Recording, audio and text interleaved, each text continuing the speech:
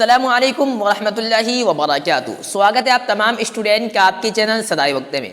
सो प्यारे बच्चों, कैसे हैं? उम्मीद करता हूँ सब बच्चे खैरियत से होंगे। तो चलिए प्यारे बच्चों, आज की इस क्लास को फटाफट शुरू करते हैं।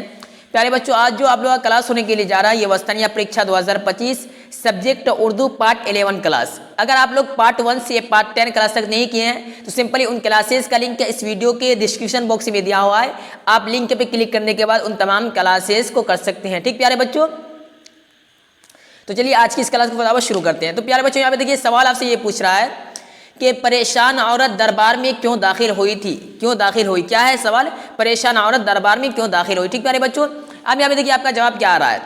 जवाब में लिखा हुआ कि परेशान औरत का शौहर नूर जहां के तीर से कत्ल हो गया था, वह इंसाफ मांगने के लिए दरबार में दाखिल हुई थी। किसके दरबार में? बादशाह जहांगीर के दरबार में एक परेशान औरत दाखिल हुई थी। ठीक प्यारे बच्चों, अब ये एक कहानी है। ठीक है, अगर आपको कहानी पढ़ेंगे तो आपको इसका आंसर मालूम होगा, अदरवाइज मैं आपको हर सवाल का यहाँ पे जवाब देने वाला हूँ। ठीक प्यारे बच्चों, सवाल है कि परेशान औरत दरबार में क्यों दाखिल हुई थी? तो जवाब, परेशान औरत का शौहर नूर जहां के तीर से कत्ल हो गया था, वह इंसाफ मांगने के लिए दरबार में दाखिल हुई थी। किसके दरबार में? बादशाह सलामत के दरबार में। ठीक है, आगे आएगा।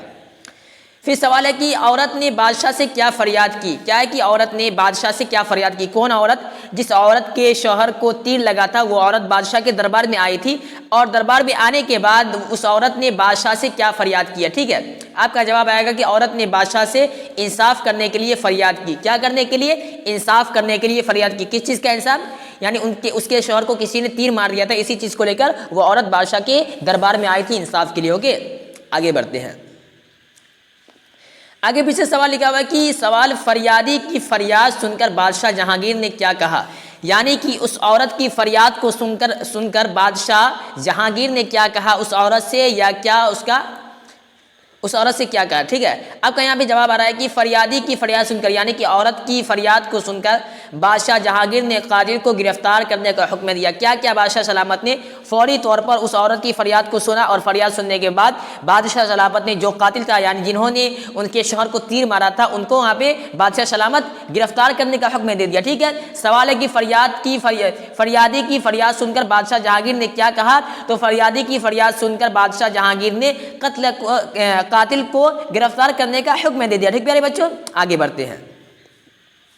आगे फिर से सवाल आ रहा है कि क्या नूर जहां का तीर चलाना दुरुस्त था? क्या नूर जहां का तीर चलाना दुरुस्त था? ठीक है, यानी कि जो औरत है बादशाह सलामत के दरबार में आई थी, उनके शौहर को मारा गया था तीर से। ठीक प्यारे बच्चों, तीर कौन चलाया था? किसने मारा था? नूर जहां ने। ठीक है, तो यहाँ पे आप सवाल आ रहा है कि क्या नूर जहां का तीर चलाना सही था, दुरुस्त था? क्या नूर जहां उसे जो मारा है उसके शौहर को, नूर जहां इस जगह पे सही काम किया है? ऐसा क्या है तो ये आपको बताइए। ठीक है, सवाल क्या है कि नूर जहां का तीर चलाना दुरुस्त था या नहीं था? ठीक प्यारे बच्चों, तो आपका आंसर आएगा नूर जहां का तीर चलाना दुरुस्त नहीं था। नूर जहां का तीर चलाना दुरुस्त नहीं था। ठीक प्यारे बच्चों, आगे बढ़ते हैं। आगे फिर से देखिए यहाँ पे सवाल आ रहा है कि सवाल, जहांगीर के फैसले के बाद औरत ने क्या कहा? क्या है सवाल कि जहांगीर के फैसले के बाद औरत ने क्या कहा? जिसके शौहर को तीर लगा उस औरत ने जहांगीर बादशाह का फैसला सुनकर क्या कुछ कहा? ठीक प्यारे बच्चों, वो आपसे जानने की कोशिश की जा रही है। तो आपका जवाब आगे आएगा सिंपली कि जहांगीर का फैसला सुनकर औरत निहायत शर्मिंदा हो गई। क्या है? जहांगीर का फैसला सुनकर औरत निहायत शर्मिंदा हो गई और बेहद मुतासिर होकर माफ़ी की दरख्वास्त की। किससे?